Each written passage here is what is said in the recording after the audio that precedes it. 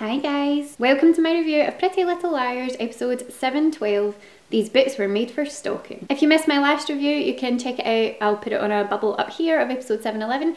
And if you want to keep up to date with all of them, I make new film and TV videos every week, so hit that subscribe button. This is going to be a pretty quick review because, to be perfectly honest, I don't know about you guys, leave me a comment below to let me know, but I didn't feel like a massive amount actually happened in this episode. I don't know if it's really just because we were so used in old style PLL episodes to so much happening in the majority of the episodes that when something's a little bit more low key, you kind of feel like you've not learned much. I said to Emma, we were talking about it the other day after we'd both watched the episode, and we were both kind of saying that what we feel is happening at the moment, and I don't know if you guys agree, but I feel like because we're on the home stretch, we've had all of this drama happen in the past couple of seasons, trying to build up to who AD is.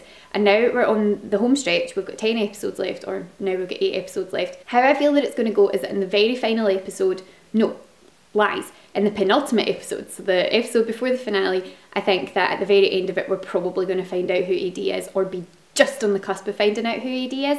And then the last ever episode, the finale, I feel is going to be dedicated to explaining everything about why. Either that or those 2 episodes will be pushed back to, and then the finale will be kind of what's going to happen to the liars after they've found everything out.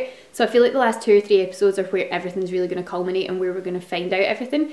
So I feel that at the moment it's kind of like just getting drawn out a little bit because they're like, right, this is where all of the crucial information is going to be. We can't give too much away because we want it to be exciting and like surprising at the end.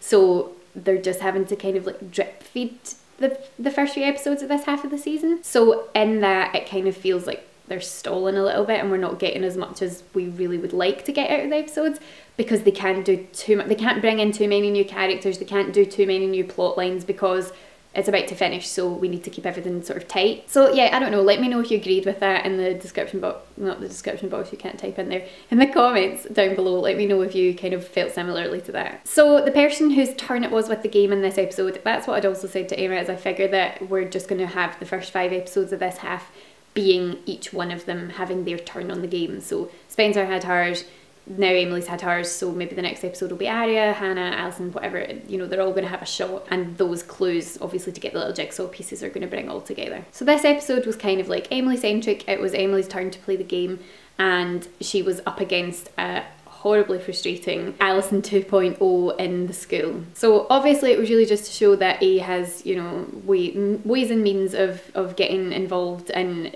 all of their lives in whatever capacity. So this girl, who's obviously like Ali 2.0, is threatening to accuse Emily of some really serious damaging stuff, which is obviously really problematic. And so, you know, Emily's basically got the choice: play the game or risk her entire career and reputation being in tatters. So that girl was very frustrating, but I think they did it quite well because it was just basically like going, look, here's someone who could be another ally. Is this all going to happen again? I liked the scenes between Emily and Paige. I know that that's not going to be a popular thing to say because the internet is Emerson obsessed, but I did actually like the scenes between Emily and Paige. I was always a really big fan of their relationship, other than when I remembered that Paige had tried to drown her back in the early seasons. Forgot about that. So much happens in PLL that you forget all these things.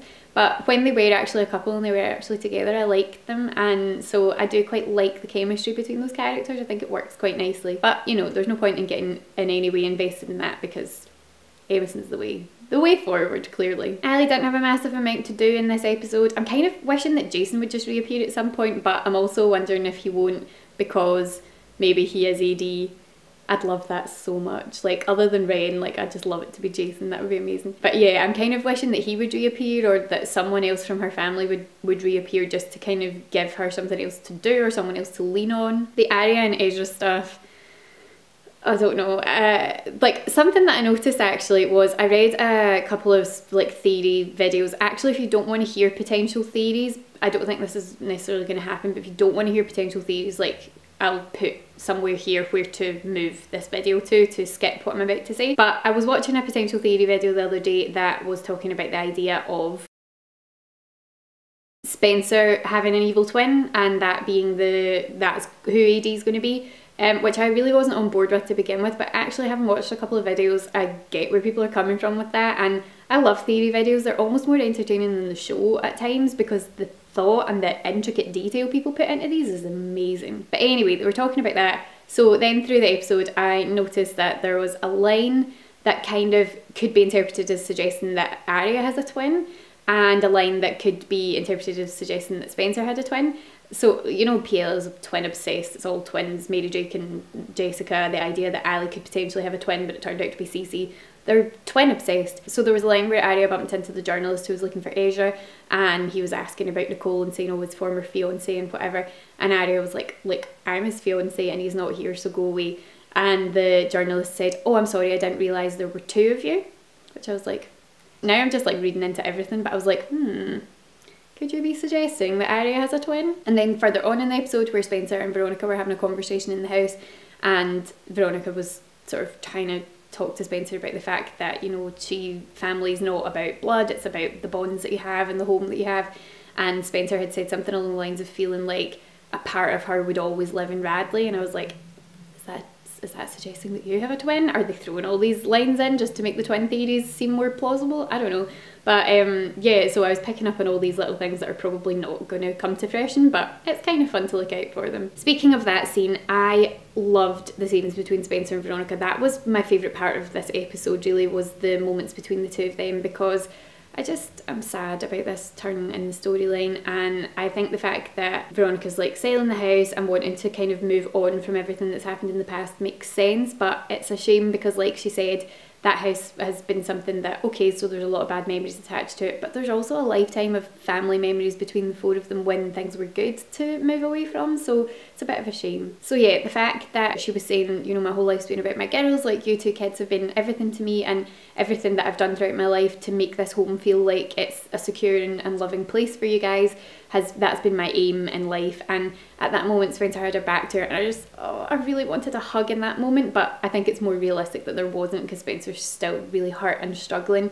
But I just was like, please turn around and give her a hug because she is your mum, and I know that things are complicated, but oh, I really liked that scene, and I thought that the two of them just played it brilliantly. No Toby in this episode, which was a shame, but hopefully Keegan will be back next episode. The Jenna walking into the police station moment and trying to claim that like she was being bullied and harassed by Noel and that she was a victim of him as well was so dramatic. Like when she's walking in, and oh, there was a line about how she could smell Spencer, which I was just like, oh, please don't say that. Just don't ever say that. And then there was a line further on where Hannah and Caleb had gone into the city, or gone wherever they were going, to try and get the shoes back from the carpenter? Yes.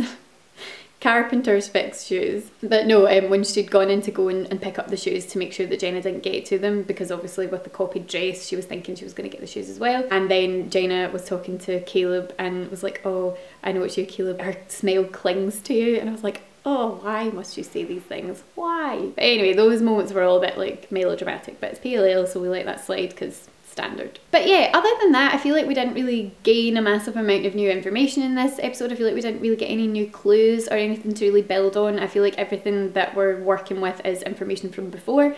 So I don't know if you agree with that, but as I say, let me know in the comments down below. So since I don't really have much else to say on the matter, and I discussed a lot of my favourite theory ideas in last week's video, I'm just going to leave it there. But thank you so much for watching, guys. If you enjoyed this video, do give it a thumbs up to let me know. And as I say, tell me in the comments down below how you felt about this episode overall, and any new theories that you've come up with about who AD might be or how things are going to progress in the next few episodes. I hope that you're all having a great week, and I will speak to you again soon. Bye!